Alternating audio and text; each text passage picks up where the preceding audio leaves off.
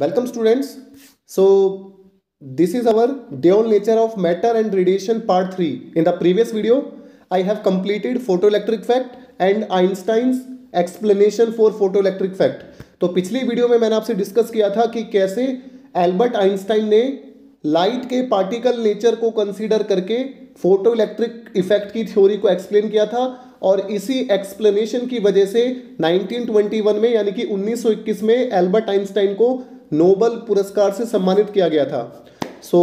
आज हम बात करेंगे फोटोन पिक्चर ऑफ लाइट की कि जो लाइट है उसका जो पार्टिकल नेचर होता है उन पार्टिकल्स का नाम मैंने आपको बताया था, बाद में फोटोन रखा गया, यानी लाइट के जो क्वांटा है जो पार्टिकल्स हैं उनको फोटोन हम कहते हैं। अब इस फोटोन की कुछ हम प्रॉपर्टीज देखेंगे, ये जो लाइट के क्वांटा इनकी कुछ प्रॉपर्टीज को डिस्कस करेंगे। तो देखिए सबसे पहले in interaction of radiation with matter, यानी जब भी रेडिएशन मतलब लाइट आपकी, तो जब भी रेडिएशन इंटरेक्ट करती है मैटर के साथ, जैसे फोटो इलेक्ट्रिक इफेक्ट में आपने देखा था कि रेडिएशन का इंटरेक्शन हो रहा था मैटर के साथ, मैटर मतलब आपका जो एटम हो गए है ना, या आपके इलेक्ट्रॉन्स हो गए। तो जब रेडिएशन इंटरेक्ट करती है मैटर के साथ तो रेडिएशन बिहेव करती है जैसे कि वो पार्टिकल से बनी हो, और उन्हीं पार्टिकल्स को क्या कहते हैं, फोटोन कहते हैं।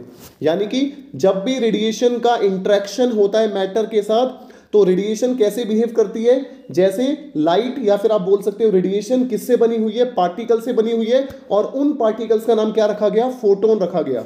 उसके बाद देखिए ईच फोटोन हैज एनर्जी। अब मैंने आपको बताया था क्योंकि फोटोन एक पार्टिकल है तो उस पार्टिकल की कुछ ना कुछ एनर्जी होगी, है ना, that particle has certain energy.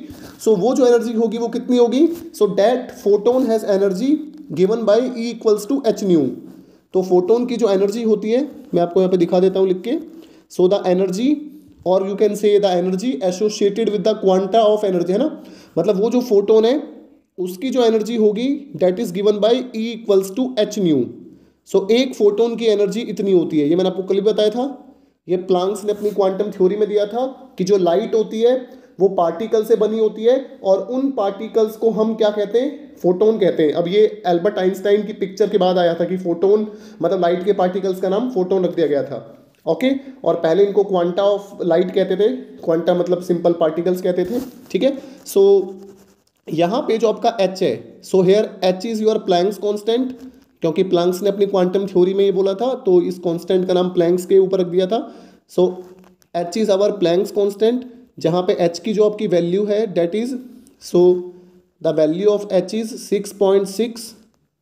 6.62 into 10 to the power -34। So this is the value of Planck constant. ये प्लैंक कांस्टेंट की वैल्यू है, यूनिट आपकी एच की यूनिट है आपकी एनर्जी की जूल होती है, और आपकी फ्रीक्वेंसी की क्या होती है, सेकंड इनवर्स, तो joule second. So h is basically 6.62 into 10 to the power -34 joule second. तो एक फोटोन की, यानी जो लाइट का एक पार्टिकल है जिसका नाम हमने फोटोन रखा है, उस एक फोटोन की जो एनर्जी है वो कितनी होगी, that is given by h nu, where nu is the frequency of that radiation. For example, अगर येलो कलर की लाइट फॉल कर रही है तो वहां पे जो येलो की फ्रीक्वेंसी होती है आपको वो यहाँ पे सब्स्टिट्यूट करनी होगी। अगर रेड लाइट फॉल कर रही है तो यहाँ पे आपको रेड की फ्रीक्वेंसी सब्स्टिट्यूट करनी होगी। Okay, so frequency is nothing but the characteristics of that radiation. अच्छा, उसके बाद देखिए अगला जो यहाँ पे प्रॉपर्टी है, all photons of light of a particular frequency और वेवलेंथ हैव सेम एनर्जी। देखो अब मान के चलिए कि कल मैंने ये आपसे डिस्कस भी किया था कि जब मेटल के सरफेस पे रेड लाइट के फोटोन्स गिर रहे थे, यानी रेड लाइट के पार्टिकल्स गिर रहे थे, तो उन सभी पार्टिकल्स की एनर्जी क्या रहेगी, आपकी सेम रहेगी। चाहे आप लाइट की इंटेंसिटी को इंक्रीज कर लो, मतलब पहले आपने मेटल के सरफेस पे डिम लाइट को फॉल कराया था, फिर चाहे आप ब्राइट लाइट को फॉल करा लो, यानी इंटेंसिटी चेंज करने से फ्रीक्वेंसी में कोई चेंज नहीं आता, यानी इंटेंसिटी चेंज करने से एनर्जी में कोई चेंज नहीं आता। ओके, यानी जितनी एनर्जी पहले थी उन फोटोन्स की उतनी ही एनर्जी बाद में रहेगी। तो अगर हम इंटेंसिटी चेंज करते हैं तो इंटेंसिटी से एनर्जी नहीं बढ़ती, फ्रीक्वेंसी को चेंज करने से एनर्जी बढ़ती है। आप इस रिलेशन को देख सकते हो, जो फ्रीक्वेंसी है वो एनर्जी पे डिपेंड करती है। तो अगर मैं फ्रीक्वेंसी को चेंज करूंगा तो मेरी एनर्जी चेंज होगी। यानी कि आप इसको ऐसे समझ लो, जैसे मैं इसको एक बार इरेज कर देता हूं, ये मेरे पास मेटल का सरफेस है। So this is the metal surface, ये मेरे पास एक मेटल का सरफेस हो गया। इस मेटल के सरफेस पे पहले रेड लाइट को फॉल कराया, सो इस मेटल के सरफेस पे पहले रेड लाइट को फॉल कराया, तो रेड लाइट को फॉल कराया तो रेड लाइट के फोटोन्स की जो एनर्जी होगी वो कितनी होगी, E equals to h nu, जहाँ पे न्यू क्या है, nu is the frequency of ये रेड कलर फोटोन। अब यहाँ पे येलो लाइट को फॉल कराया, तो जब येलो लाइट को फॉल कराएंगे तो उनकी जो एनर्जी होगी that is E equal to h nu. अभी हमें न्यू 2 रखूंगा और E2 नाम रखूंगा, या न्यू 1 नाम रखूंगा, E1 नाम रखूंगा। क्यों? क्योंकि फ्रीक्वेंसी चेंज करने से एनर्जी चेंज होती है, लेकिन इंटेंसिटी चेंज करने से, मान के चलिए पहले यहाँ पे जो मैं लाइट फॉल करा रहा था, रेड लाइट फॉल करा रहा था, और ये जो रेड लाइट थी ये डिम थी, है ना, ये जो रेड लाइट यहाँ पे फॉल हो रही है ये आपकी डिम रेड लाइट है, ये डिम है। तो जब यहाँ पे लाइट डिम थी तो मैंने यहाँ पे देखा कि इन फोटोन्स की कुछ एनर्जी है, फिर मैंने क्या करा, लाइट की इंटेंसिटी बढ़ा दी, यानी कि ब्राइट लाइट फॉल करा दी। अब यहाँ पे लाइट की इंटेंसिटी बढ़ा दी, तो इंटेंसिटी बढ़ाने से क्या होता है, नंबर ऑफ फोटोन्स इंक्रीज होते हैं, the number of photons which are striking the metal surface, है ना। तो नंबर ऑफ फोटोन्स यानी फोटोन की संख्या बढ़ जाती है, लेकिन उन फोटोन्स की एनर्जी नहीं बढ़ती है। इंटेंसिटी से नंबर ऑफ फोटोन बढ़ते हैं, एनर्जी नहीं बढ़ती है। एनर्जी चेंज कब होती है, जब हम फ्रीक्वेंसी चेंज करते हैं, यानी कि रेड कलर के फोटोन्स की एनर्जी फिक्स होगी, येलो कलर के फोटोन्स की एनर्जी फिक्स होगी, ठीक है। सो ये आप समझ चुके हो।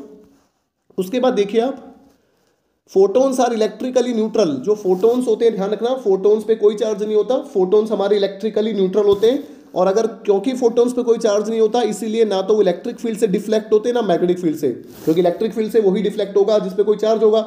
अगर इलेक्ट्रिक फील्ड, अगर कोई जैसे इलेक्ट्रॉन होता है, इलेक्ट्रॉन नेगेटिवली चार्ज पार्टिकल होता है, तो वो हमारे इलेक्ट्रिक फील्ड के पॉजिटिव पोटेंशियल की तरफ अट्रैक्ट होगा, ठीक है। लेकिन क्योंकि फोटोन्स न्यूट्रल होता है तो उसमें कोई डिफ्लेक्शन नहीं आएगा। जैसे न्यूट्रॉन्स होते हैं, neutrons are not deflected by electric and magnetic field. उसके बाद देखिए, in a photon particle collision the total energy and total momentum are conserved. तो जब भी फोटोन का इंटरेक्शन होता है मैटर के साथ, तो यहाँ पे भी एनर्जी कंजर्व रहती है। जैसे कल मैंने आपको बताया था एल्बर्ट आइंस्टाइन के एक्सप्लेनेशन में कि ये जैसे मेरा मेटल का सरफेस है, इस मेटल के सरफेस पे एक फोटोन आके गिरा, जैसे ही फोटोन आके गिरा तो यहाँ से एक इलेक्ट्रॉन निकल गया। सो दिस इज फोटोन, जिसकी एनर्जी E इक्वल्स टू कितनी थी, एनर्जी थी E equals to h nu, और यहाँ से एक इलेक्ट्रॉन निकला था। तो हमने देखा था कि ये जो एच न्यू है, ये जो एनर्जी है, ये एनर्जी कहाँ कहाँ यूज़ हो रही है, एक तो ये एनर्जी वर्क फंक्शन में यूज़ हो रही है, प्लस बाकी एनर्जी कहाँ पे यूज़ हो रही है, काइनेटिक एनर्जी प्रोवाइड करने में।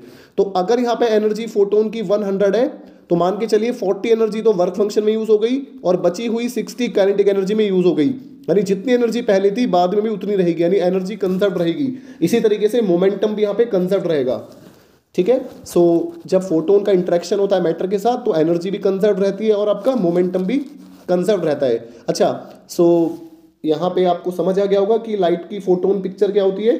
फोटोन क्या होता है, फोटोन हमारा एक क्वांटा होता है लाइट का, यानी अगर हम लाइट का हम पार्टिकल नेचर कंसीडर करते हैं तो लाइट के जो पार्टिकल्स हैं, जो क्वांटा है लाइट के, उन क्वांटा का नाम हमने क्या रख दिया, उन क्वांटा का नाम हमने यहाँ पे फोटोन्स रख दिया। और जो फोटोन्स होते हैं वो स्पीड ऑफ लाइट से मूव करते हैं 3 × 10⁸ मीटर पर सेकंड से, और फोटोन हमारे न्यूट्रल स्पीशीज होते हैं ना, फोटोन पे कोई चार्ज नहीं होता।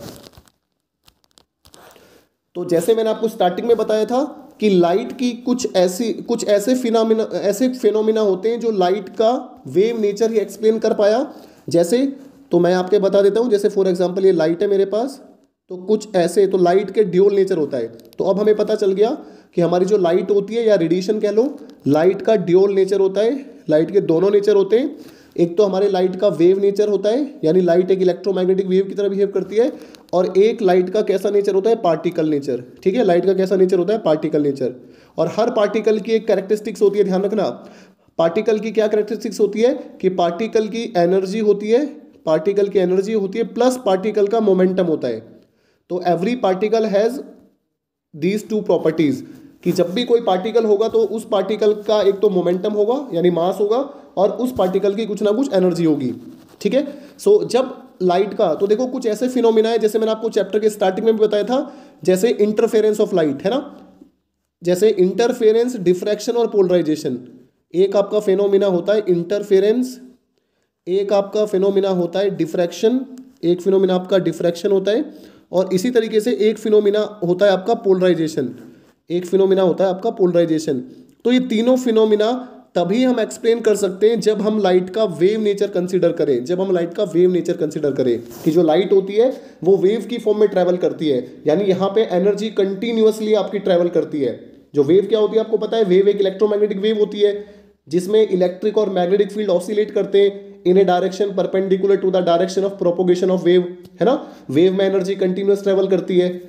तो लाइट के तो कुछ ऐसे फेनोमिना है जो लाइट का वेव नेचर कंसीडर करके एक्सप्लेन करे गए थे, जैसे कि इंटरफेरेंस, डिफ्रैक्शन, पोलराइजेशन, ये हम ऑप्टिक्स में पढ़ते हैं, वेव ऑप्टिक्स में। और कुछ ऐसे फेनोमिना है जो लाइट का हम पार्टिकल नेचर कंसीडर करें तभी एक्सप्लेन कर सकते हैं। एक आपने अभी अभी पढ़ा है, कौन सा आपने अभी जस्ट फिनिश किया है, फोटो इलेक्ट्रिक इफेक्ट।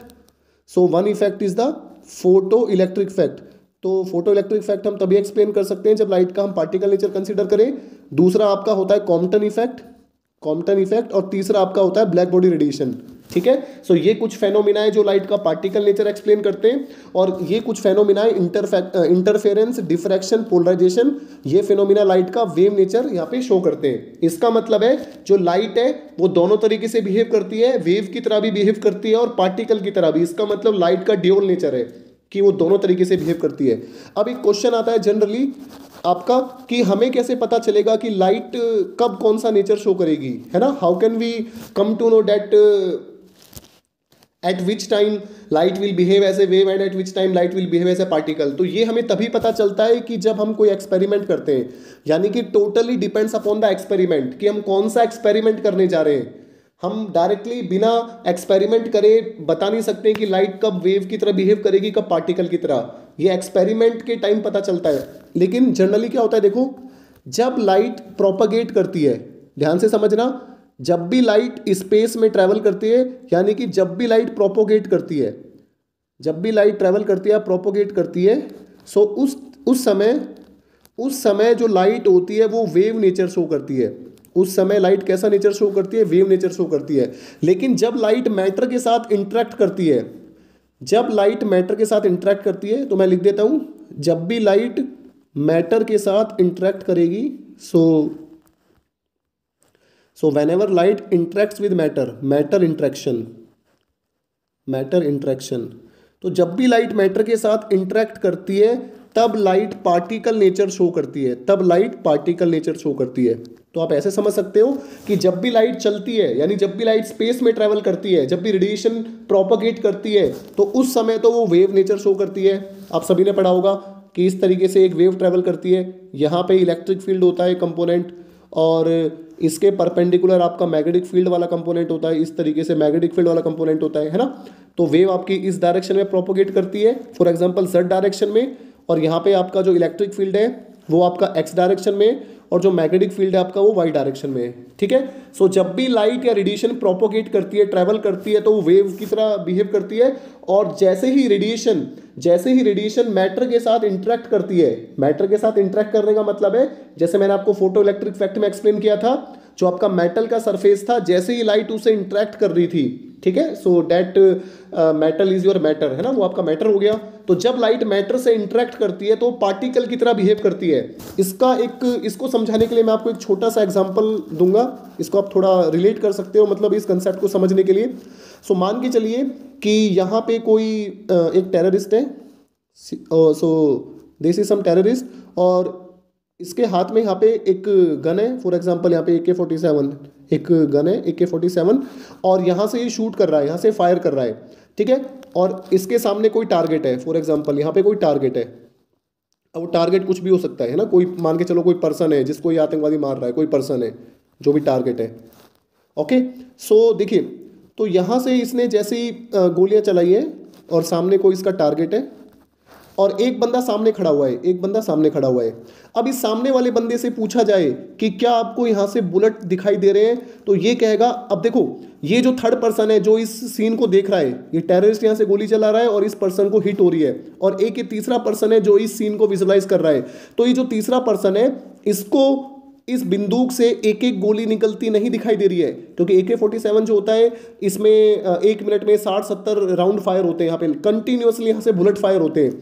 तो ये जो तीसरा पर्सन है जो इस सीन को देख रहा है, उसे ये जो बुलेट्स हैं ये लगातार निकलते हुए दिखाई दे रहे हैं, यानी कि कंटिन्यूअस फ्लो ऑफ एनर्जी दिख रहा है इसको, ठीक है, ये ऐसे नहीं देख पा रहे कि कभी एक बुलेट निकला, फिर दो निकला, फिर तीन निकला। इसे कैसा लग रहा है कि इसके सामने लगातार यानी कंटिन्यूअसली बुलेट निकल रहे हैं। जहां पे बुलेट को नहीं देख पाएगा, इसे लगेगा कि यहां से यहां तक लगातार बुलेट्स फायर हो रहे हैं इस पूरी जगह में। मतलब यहां यहां यहां यहां यहां यहां हर जगह एनर्जी है, हर जगह बुलेट है। लेकिन जब ये बुलेट, जैसे ही बुलेट स्ट्राइक कर रहे हैं इस पर्सन को, इसको लग रहे हैं, तो इसको ऐसा लगेगा कि पहले एक बुलेट लगा, फिर दो लगा, फिर तीन लगा, फिर चौथा लगा, फिर पांचवा लगा। यानी कि ये जो टारगेट है, ये जो पर्सन है जिसके ऊपर बुलेट आके हिट हो रहे हैं, इसे यहाँ पे एक एक करके बुलेट लग रहे हैं। इसको महसूस हो रहा है कि यहाँ पे एक एक करके बुलेट आ रहा है। यानी पहले एक बुलेट आया, फिर दूसरा बुलेट आया, फिर तीसरा बुलेट आया, फिर चौथा बुलेट आया। लेकिन ये जो तीसरा पर्सन है जो सामने से खड़ा होकर देख रहा है, इसे लग रहा है कि यहाँ कंटिन्यूअसली बुलेट जा रहे हैं, कंटिन्यूअसली फ्लो हो रहा है। इसका मतलब इस तीसरे पर्सन के लिए ये एक वेव नेचर है। मतलब यहाँ पे एनर्जी कंटिन्यूअसली फ्लो कर रही है, डिस्क्रीट अमाउंट में नहीं कर रही है, लगातार यहाँ से बुलेट जा रहे हैं। मतलब ये एक एक बुलेट को एनालाइज नहीं कर सकता, एक एक बुलेट को देख नहीं सकता। इसे यहाँ पे स्ट्रीम मतलब कंटिन्यूअस एनर्जी दिख रही है। तो जो वेव होता है वहां पे एनर्जी कंटिन्यूअस फ्लो करती है। सो जैसे मैं आपको विजुलाइज करा सकता हूं, फॉर एग्जांपल इसके लिए कुछ ऐसा यहाँ पे सिनेरियो बन रहा है। यानी इसको लग रहा है कि यहाँ भी एनर्जी है, यहाँ भी एनर्जी है, यहाँ भी एनर्जी है, हर जगह पार्टिकल है, यानी ये वेव हो गया। लेकिन ये जो टारगेट है, ये जो पर्सन है जिसको लगातार ये बुलेट हिट कर रहे हैं, इसको कैसा लग रहा है कि ये जो बुलेट आ रहे हैं इसका पार्टिकल नेचर है, यानी एक एक बुलेट आ रहा है। इसका मतलब यहाँ पे आप समझ सकते हो, this is called interaction with matter, यानी रेडिएशन की इंटरेक्शन मैटर के साथ हो रही है। तो जब रेडिएशन इंटरेक्ट करती है मैटर के साथ, तब रेडिएशन का कौन सा नेचर हमें शो होता है? पार्टिकल नेचर, यानी कि जो लाइट है उससे एक एक फोटोन आके टकरा रहे हैं। लेकिन जब रेडिएशन ट्रेवल करती है स्पेस में, प्रोपोगेट करती है, तो उस समय उसका वेव नेचर हमें पता चलता है। Okay, so this is an example which illustrate कि कैसे पता करें कि जो लाइट होती है उसका कब वेव नेचर शो करेगी, कब पार्टिकल नेचर शो करेगी। ठीक है, तो जब रेडिएशन मैटर से इंटरेक्ट करेगी तो पार्टिकल नेचर शो करेगी, और जब रेडिएशन या लाइट प्रोपोगेट करेगी स्पेस में तब वो वेव नेचर शो करेगी। तो ये तीसरा पर्सन बुलेट जब देख रहा है तो इसे वेव नेचर लग रहा है, और जिसको हिट हो रहा है उसे पार्टिकल नेचर लग रहा है। अब देखिए, उसके बाद हम डिस्कस करते हैं वेव नेचर ऑफ मैटर। अभी तक हमें एक कहानी समझ आई है। क्या समझ आई है? कि जो लाइट होती है, यानी कि जो रेडिएशन होती है, उसका ड्यूअल नेचर होता है। यानी कि जो लाइट होती है वो वेव की तरह भी बिहेव करती है और आपके पार्टिकल की तरह भी बिहेव करती है। अब हम देखते हैं कि जो मैटर होता है, मैटर मतलब आपके जो इलेक्ट्रॉन्स हो गए, प्रोटॉन्स हो गए, आपके न्यूट्रॉन्स हो गए, या एटम हो गया, या न्यूक्लियस हो गया, so this is called matter. तो अब हम देखते हैं कि जो मैटर होता है, मैटर की भी ड्यूअल नेचर होते हैं। ठीक है, सो मैटर का पार्टिकल नेचर तो आप पढ़ते ही हो, है ना। डे टू डे लाइफ में मैटर क्या होता है? हमारे डे टू डे लाइफ में जो भी हम अपने आसपास सब्सटेंस देखते हो सब मैटर होता है। जैसे आपकी क्रिकेट बॉल हो गई, या कार हो गई, या कोई पर्सन हो गया, या आपकी चेयर हो गई, ये सब हमारा मैटर होता है। ठीक है, आप सभी को पता है मैटर का कैसा नेचर होता है। मैटर का पार्टिकल नेचर होता है। जैसे क्रिकेट की बॉल है आपके पास, उस बॉल को अगर आप थ्रो करते हो तो वो पार्टिकल की तरह बिहेव करती है। ऐसा तो कभी नहीं देखा होगा ना आपने कि जब आप बॉल को फेंकते हो तो उसका वेव नेचर दिखता है, यानी जब आप बॉल फेंकते हो तो वो बॉल ऐसे ऐसे करके जाती है। ऐसा तो कभी नहीं देखते हम क्या देखते हैं कि जो बॉल है, जैसे हम उसको थ्रो करते हैं तो पहले बॉल इस जगह होती है, फिर वो इस जगह पे आ जाती है, यानी हम उसकी पोजीशन और मोमेंटम एग्जैक्टली बता सकते हैं। इसका मतलब यहाँ पे जो डे टू डे लाइफ में जो मैटर होता है उसका पार्टिकल नेचर ही होता है ना। वेव नेचर तो हम देख ही नहीं सकते। लेकिन डी ब्रोगली ने, इसको डी ब्रॉय भी कह देते हैं शॉर्ट में, डी ब्रॉय ने 1924 यानी कि 1924 में एक बोल्ड हाइपोथेसिस दी थी। उन्होंने क्या बोला था कि जो नेचर होता है, सिंस नेचर लव सिमेट्री, आप सभी को पता है कि हमारा जो नेचर होता है, nature love symmetry, nature love symmetry, है ना। क्यों? अगर आप नेचर को नुकसान पहुंचाओगे तो नेचर आपको भी नुकसान पहुंचाएगा। अगर आप नेचर को फायदा पहुंचाओगे तो नेचर हमें भी फायदा पहुंचाएगा। अगर हम पेड़ ज़्यादा लगाएंगे तो उस पेड़ ज़्यादा लगाने से आपको पता है हमारे एनवायरनमेंट में हमें फायदा होगा। लेकिन अगर हम पेड़ों को काटेंगे, डिफॉरेस्टेशन करेंगे, तो उससे आपको पता है क्लाइमेट में चेंज आएगा, है ना, ग्लोबल वार्मिंग बढ़ेगी, नुकसान होगा। इसका मतलब नेचर लव सिमेट्री, जो नेचर होता है वो सिमेट्री को लव करता है। तो डी ब्रॉय ने बोला कि जो नेचर होता है वो सिमेट्री को लव करता है, और पूरे नेचर में दो ही चीज़ हैं। अगर हम गौर से देखें तो हमारा जो यूनिवर्स है, हमारा यूनिवर्स दो चीज़ों से मिलके बना है। Our universe is made up of two things. हमारा यूनिवर्स एक तो मैटर से मिलके बना है, one is our matter, and second is our energy या रेडिएशन। तो पूरे यूनिवर्स में दो ही चीज़ें, मैटर और रेडिएशन। तो इसका मतलब अब डी ब्रॉय ने बोला जैसे हमारा यूनिवर्स यानी नेचर हमारा सिमेट्री को लव करता है ना, नेचर लव सिमेट्री। और एक बात हमें पता लग गई कि जो रेडिएशन होती है, रेडिएशन का ड्यूअल नेचर होता है। तो उन्होंने बोला क्योंकि पूरे नेचर में दो ही चीजें प्रेजेंट है, एक तो रेडिएशन और एक मैटर, तो अगर रेडिएशन का ड्यूअल नेचर होता है तो इसका मतलब मैटर का भी ड्यूअल नेचर पक्का होता है। इन्होंने इस चीज को ऐसे कोरिलेट किया। अभी हमने पढ़ा है ना, जो रेडिएशन होता है यानी कि जो लाइट होती है उसका ड्यूअल नेचर होता है, वो वेव नेचर भी शो करती है, पार्टिकल नेचर भी शो करती है। तो इसी चीज को देखते हुए कि नेचर लव सिमेट्री, उन्होंने एक बोल्ड हाइपोथेसिस दी थी। किसने? डी ब्रॉय ने 1924 में, कि every matter also has dual nature, यानी मैटर जो होता है, मैटर का भी ड्यूअल नेचर होता है। मैटर जो होता है वो पार्टिकल की तरह भी बिहेव करता है और वेव की तरह भी बिहेव करता है। अब देखो ये चीज सुन के आपको थोड़ा अजीब लग रहा होगा, क्योंकि आपको पता है कि डे टू डे लाइफ में जो भी हमारे आसपास मैटर होता है उसका हम पार्टिकल नेचर देखते हैं। हमें बिल्कुल नहीं लगता कि जो मैटर होता है वो वेव की तरह चलता है। सड़क पे जब भी गाड़ी जाती है तो आपको पता है वो पार्टिकल की तरह जाती है, वो वेव की तरह लहराती हुई नहीं जाती है ना। तो देखिए, तो उन्होंने ये बात बोली कि डे टू डे लाइफ में जो वेव नेचर होता है वो हम देख नहीं पाते हैं, क्योंकि डे टू डे लाइफ में जो ऑब्जेक्ट होते हैं वो काफी बड़े होते हैं, दे आर मैक्रोस्कोपिक ऑब्जेक्ट। लेकिन जो हमारे माइक्रोस्कोपिक ऑब्जेक्ट होते हैं जैसे इलेक्ट्रॉन, प्रोटॉन हो गया, इनके केस में जो वेवलेंथ होती है, जो वेव मतलब जो वेव नेचर होता है वो हम यहाँ पे डिटेक्ट कर सकते हैं। यानी कि जैसे इलेक्ट्रॉन हो गया, प्रोटॉन हो गया, इनके केस में अगर हम लैम्डा निकाले, वेवलेंथ निकाले, तो वो वेवलेंथ हम यहाँ पे मतलब अप्रिशिएबली कैलकुलेट कर सकते हैं।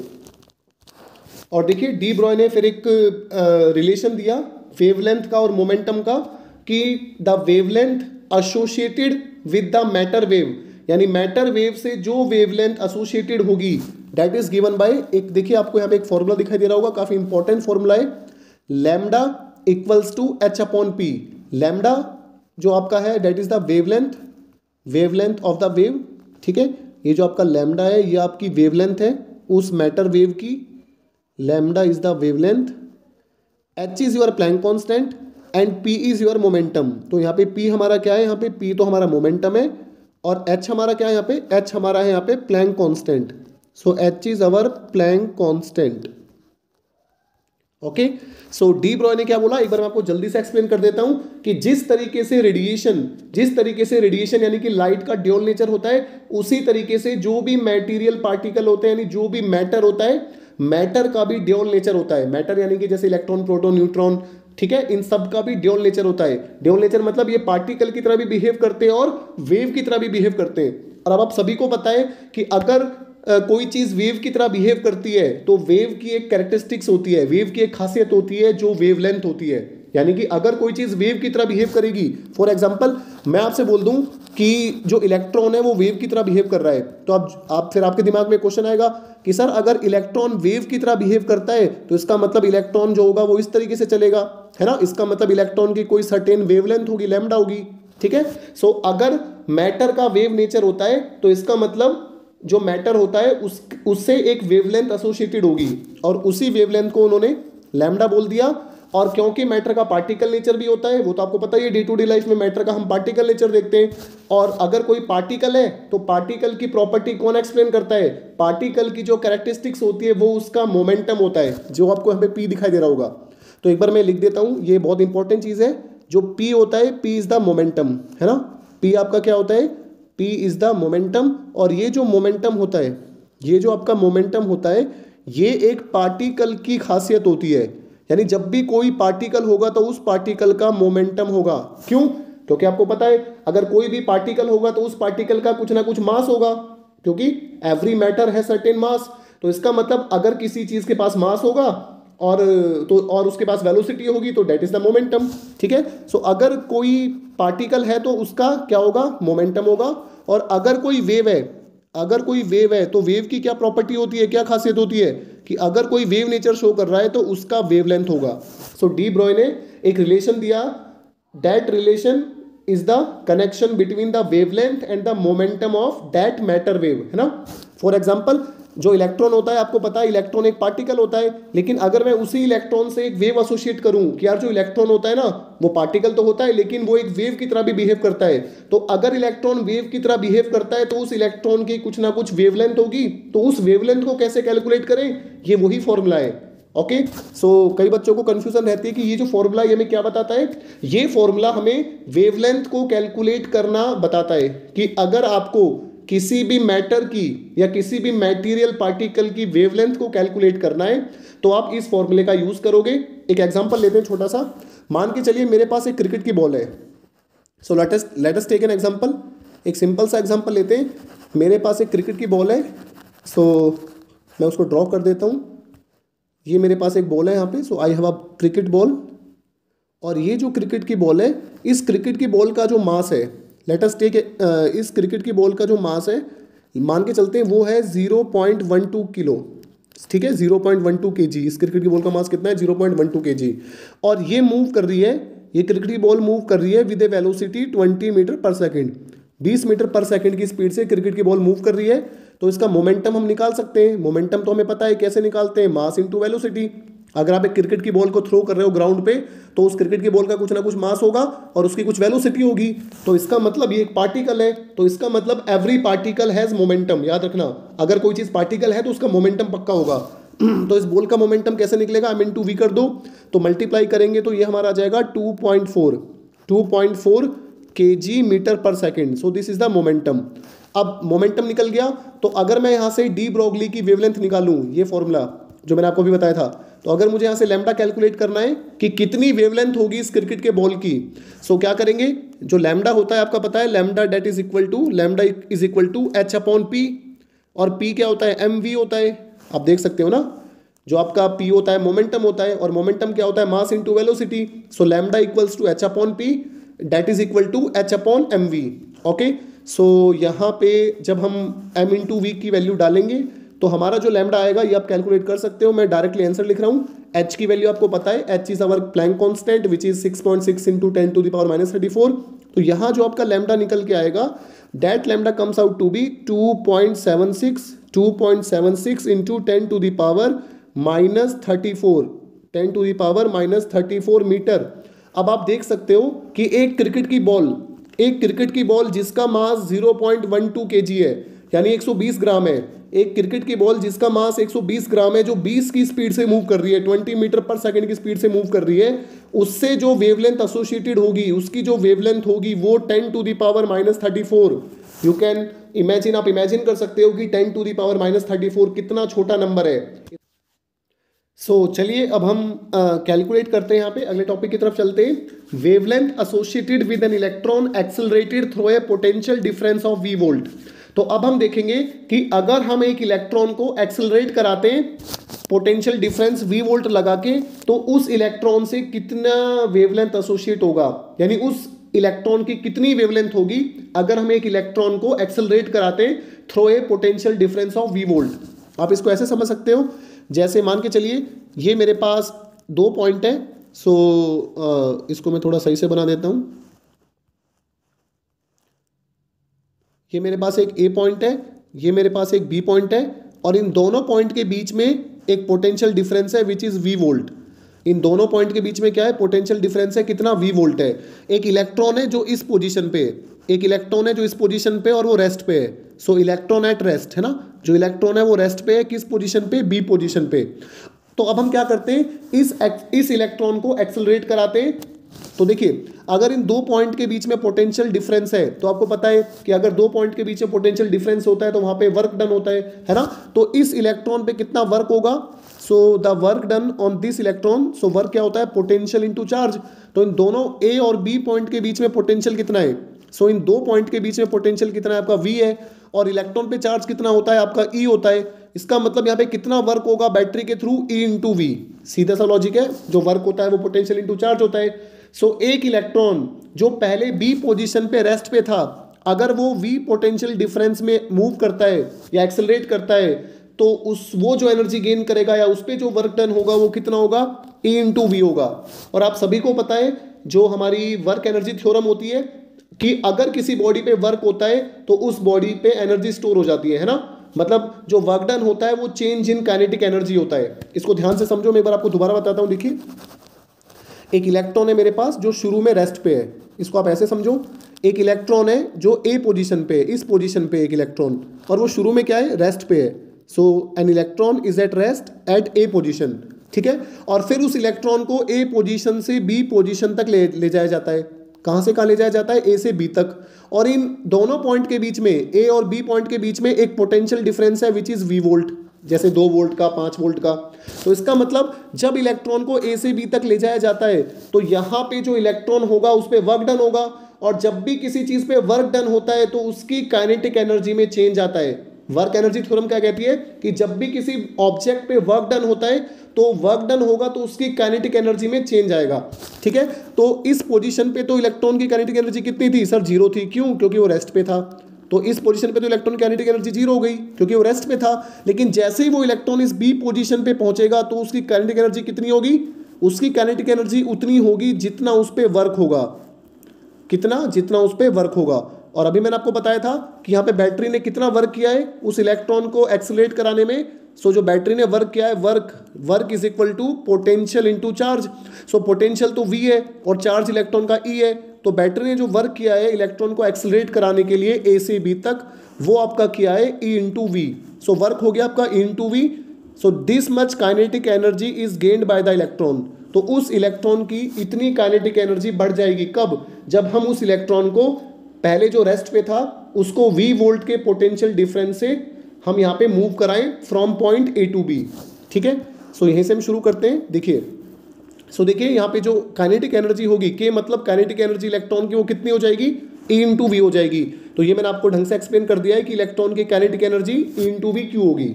अब आप सभी को पता है जो काइनेटिक एनर्जी का फॉर्मूला होता है वो हाफ mv² होता है, और इसी को हम लिख सकते हैं in terms of momentum. Kinetic energy half mv² होती है।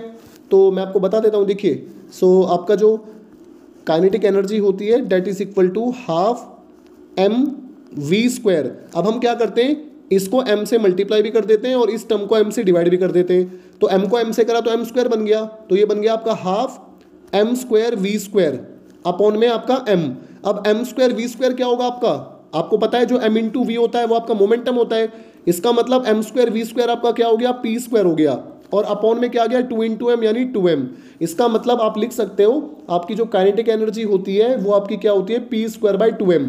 उसके बाद ये जो आपका 2m है इसको आप दूसरी तरफ ले जाओ, और ये जो स्क्वायर है दूसरी तरफ जाके अंडर रूट बन जाएगा। तो यहाँ से जो आपका p आ जाएगा वो क्या आ जाएगा, √2mk। ठीक है, और k की वैल्यू स्टार्टिंग में हमने निकाली थी, जो हमारा k होता है वो ev होता है। तो यहाँ पे k की जगह आप क्या डाल दोगे, ev डाल दोगे। सो this is the momentum which is √2mev। Okay, एक बार मैं आपको जल्दी से ये बता देता हूँ ये मैंने कैसे करा है। वैसे बहुत आसान है, आप सोच सकते हो इस चीज़ को। देखो, अभी मैंने आपको बताई थी कि जब हम इलेक्ट्रॉन को एक्सेलरेट कराएंगे V वोल्ट के पोटेंशियल डिफरेंस पे तो इलेक्ट्रॉन की काइनेटिक एनर्जी इंक्रीज हो जाएगी, है ना। और कितनी हो जाएगी उस इलेक्ट्रॉन की काइनेटिक एनर्जी, तो मैंने अभी आपको बताया था उस इलेक्ट्रॉन की जो काइनेटिक एनर्जी है वो आपकी हो जाएगी E इंटू वी। और हमें एक फॉर्मूला और पता है, जो काइनेटिक एनर्जी होती है वो आपकी फॉर्मूला क्या होता है, हाफ मास इंटू वेलोसिटी का स्क्वायर। और इसी को हम लिख सकते हैं in terms of momentum which is p²/2m।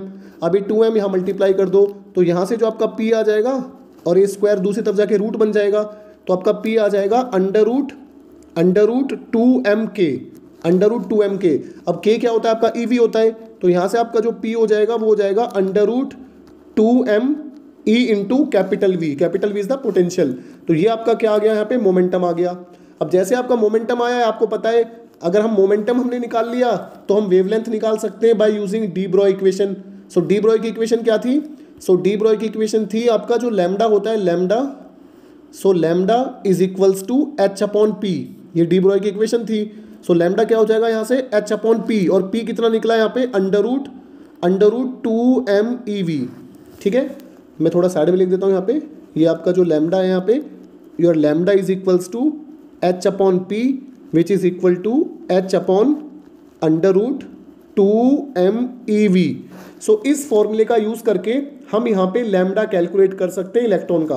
अब देखिए, ये जो आपका फॉर्मूला बनाए लैम्डा इक्वल्स टू h/√2mev, इस फॉर्मूले में हमें h की वैल्यू पता है जो कि कांस्टेंट है, हमें m पता है इलेक्ट्रॉन का मास, हमें E पता है चार्ज ऑफ इलेक्ट्रॉन। तो जब हम सब्स्टिट्यूट करेंगे h की वैल्यू को, m की वैल्यू को, E की वैल्यू को, तो फाइनली हमें जो लैम्डा मिलेगा वो कितना मिलेगा, 1.227/√v नैनोमीटर। ओके, सो इन सबकी वैल्यूज को सब्स्टिट्यूट करने के बाद, after substituting the value of h, m and E, we get lambda as.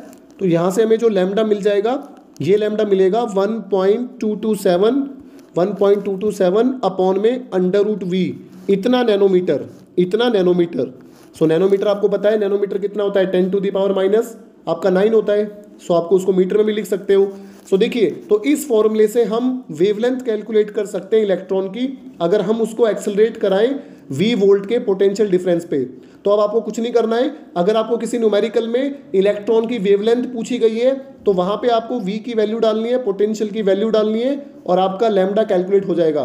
For example, अगर मैं इसी फॉर्मूले में लैम्डा की वैल्यू, इसी फॉर्मूले में अगर मैं v की वैल्यू डालता हूं, सो मेरे पास देखिए जो फॉर्मूला है, that formula is lambda is equal to 1.227 nanometre upon में अंडर रूट वी। सो मान के चलिए अगर मैं v को लेता हूं 120 वोल्ट, अगर मैं एक्सेलरेटिंग पोटेंशियल कितना लेता हूं, 120 वोल्ट लेता हूं। So if I am taking accelerating potential v as 120 volt, तो 120 वोल्ट लेंगे तो लैम्डा की वैल्यू जो निकल के आती है that comes out to be 0.112 nanometre. So this is a significant value. तो ये जो लैम्डा निकल के आया ये हमारा सिग्निफिकेंट होता है, क्योंकि एटम्स के बीच में जो स्पेसिंग होती है वो इतनी ही होती है। तो हमें ऐसे क्या पता चल गया कि जो लैम्डा होता है यानी जो वेवलेंथ होती है इलेक्ट्रॉन्स या प्रोटॉन्स के केस में वो सिग्निफिकेंट होती है। इसका मतलब जो डी ब्रॉय ने बोला था कि जो मैटर होता है, मैटर का भी ड्यूअल नेचर होता है, एक तो आपका वेव नेचर होता है, एक आपका पार्टिकल नेचर होता है। ये बात भी यहाँ पे सही साबित हो गई एक्सपेरिमेंटल प्रूफ से, क्योंकि जो डेविसन और जर्मर है उन्होंने बाद में एक एक्सपेरिमेंट किया था और उस एक्सपेरिमेंट ने फाइनली ये कंक्लूड कर दिया था, उस एक्सपेरिमेंट ने प्रूव कर दिया था कि जिस तरीके से लाइट का ड्यूअल नेचर होता है उसी तरीके से every material, every matter has also dual nature, particle nature भी, वेव नेचर भी। लेकिन डे टू डे लाइफ में मैक्रोस्कोपिक ऑब्जेक्ट के केस में जो लैम्डा होता है वो काफी कम होता है, इट इज नॉट सिग्निफिकेंट। लेकिन माइक्रोस्कोपिक जो भी हमारे पार्टिकल्स होते हैं जैसे इलेक्ट्रॉन्स, प्रोटॉन्स, इनके केस में जो लैम्डा निकल के आता है वो हमारा सिग्निफिकेंट होता है। जैसा कि आप देख सकते हो 0.112 nanometre. So this is a significant value और ये हम नोटिस कर सकते हैं एक्सपेरिमेंट करके। एटम्स के बीच की जो स्पेसिंग होती है उसको हम डिफ्रैक्शन पैटर्न यूज करके यहाँ पे देख सकते हैं। सो आई थिंक आपको ये चैप्टर समझ आया होगा। ओके, सो यहाँ पे एक क्वेश्चन भी है, इस क्वेश्चन को आप ट्राई कर सकते हो। इस वीडियो को पॉज करके आपको लैम्डा वाला फॉर्मूला यूज करना है, वेवलेंथ कैलकुलेट करनी है। जैसे what is the de Broglie wavelength associated with an electron accelerated through a potential difference of 100 volt.